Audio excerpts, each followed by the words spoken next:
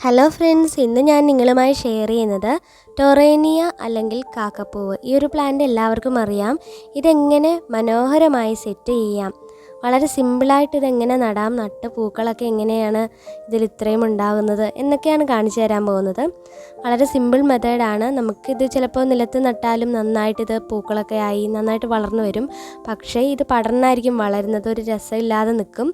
ഇതിങ്ങനെ നമുക്ക് ഇഷ്ടമുള്ള ഷേപ്പിൽ കട്ട് ചെയ്ത് നട്ട് വളർത്തുന്നതാണ് ഞാൻ കാണിക്കാൻ പോകുന്നത്. ഇതിപ്പോൾ ചാണകപ്പൊടിയാണ് ഞാൻ ഇതിനായിട്ട് എടുത്തിട്ടുള്ളത്. പിന്നെ വളം എടുത്തിട്ടുള്ളത് നമ്മുടെ എല്ലുപൊടിയാണ്. പിന്നെ നമുക്ക് മണ്ണ് വേണം, കറുത്ത മണ്ണ് ഞാനൊന്ന് കുഴച്ചെടുത്തിട്ടുണ്ട് വെള്ളം ചേർത്ത്. ഇപ്പോൾ ഞാൻ മണ്ണ് ഇടഞ്ഞു വെച്ചിരിക്കുന്നതാണ് ഈ കാണിക്കുന്നത്. പിന്നെ സൈഡിലായിട്ട് മണ്ണ് കുഴച്ചെടുത്തിട്ടുണ്ട്. നമുക്ക് മണ്ണ് കോരാനായിട്ട് ഈ ഒരു സാധനം ഉപയോഗിച്ചാൽ നമുക്ക് മണ്ണ് പെട്ടെന്ന് കോരിയെടുക്കാൻ പറ്റും. ഞാനിത് ഉപയോഗിച്ചാണ് ഇപ്പോൾ കുറച്ച് ദിവസം കൊണ്ട് മണ്ണൊക്കെ കോരുന്നത്. ഇനി നമുക്ക് ഇതെങ്ങനെയാണ് നടുന്നതെന്ന് കാണാം. ഇവിടെ കൂടുതലും കറുത്ത മണ്ണായതുകൊണ്ടാണ് ഈ മണ്ണ് തന്നെ എടുത്തത്. ഇപ്പം ഞാൻ ഒരു പെയിൻറ്റ് ടിന്ന് വെച്ചിട്ടുണ്ട്. അതിൻ്റെ മുകളിലായിട്ട് ഹോളുള്ളൊരു പാത്രം വെച്ചു. അതിലേക്ക് നമ്മൾ ഈ കുഴച്ച് വെച്ച മണ്ണില്ലേ, വെള്ളം ചേർത്ത് കുഴച്ച മണ്ണ്, അത് ഇതിലേക്ക് ഇട്ട് കൊടുക്കുകയാണ്. അതിൻ്റെ മുകളിലായിട്ട് ഒരല്പം എല്ലുപൊടി ഇട്ട് കൊടുത്തു. അതിൻ്റെ മുകളിലായിട്ട് ചാണകപ്പൊടി ഇട്ട് കൊടുക്കുകയാണ്.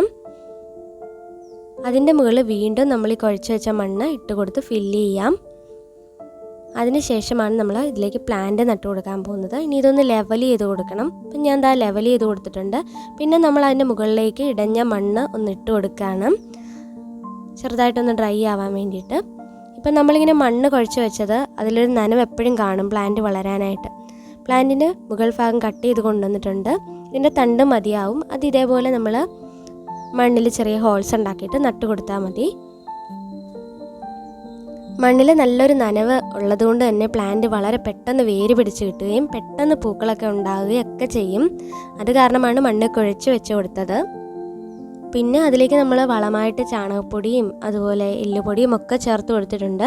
അതുകൊണ്ട് തന്നെ വളരെ വേഗത്തിലായിരിക്കും ഇതിൽ പൂക്കളൊക്കെ ഉണ്ടാകുന്നത്. ഇപ്പോൾ എല്ലാം നട്ട് കൊടുത്ത് വെള്ളമൊക്കെ ഒഴിച്ച് വെച്ചിട്ടുണ്ട്. ഇതിന് 2 നേരം വെള്ളം ഒഴിച്ചു കൊടുക്കാം.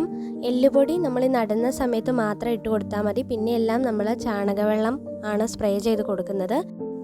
ഇപ്പോൾ ഒരു 10 ദിവസം കഴിഞ്ഞപ്പോഴേക്കും ഉള്ള റിസൾട്ടാണ് നിങ്ങൾ കാണുന്നത്. നല്ല തിക്കായിട്ട് വളർന്നിട്ടുണ്ട്, നിറയെ പൂക്കളും ആയിട്ടുണ്ട്. എല്ലാവരും ഇപ്പം മറക്കാതെ ട്രൈ ചെയ്യണം. ഈ വീഡിയോ നിങ്ങൾക്ക് യൂസ്ഫുൾ ആയെന്നുണ്ടെങ്കിൽ മറക്കാതെ ഒരു ലൈക്ക് തരണേ. അതോടൊപ്പം എൻ്റെ ചാനലൊന്ന് സബ്സ്ക്രൈബ് ചെയ്യാനും മറക്കല്ലേ.